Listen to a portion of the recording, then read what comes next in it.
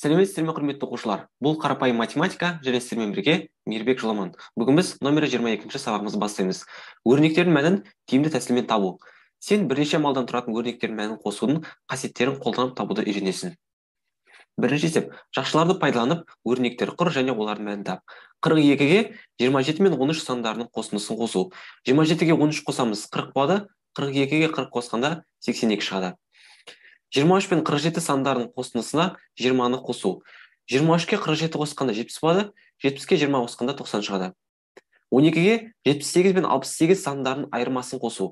78-ден 68 азайтамыз 10 болады, 12-ге 10 қосқанда 22 шығады.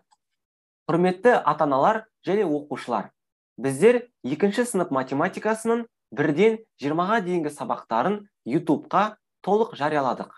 Енді 21-ші сабақтан 136-ші сабаққа дейін, яғни 31-ші мамырға дейінгі сабақтардың толық нұсқасы тек қана Instagram жабық парақшасында жарияланады. Жабық парақшаға кіру құны 6000 теңге. Бір рет төлем жасайсыз да, алдағы болатын сабақтардың барлығын жабық парақшада көре аласыз.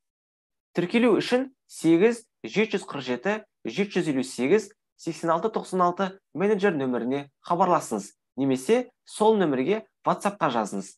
Менеджерге жазсаңыз, сізді тіркеп береді. Сіздерге сәттілік тілейміз. Келесі сабақта кездескенше.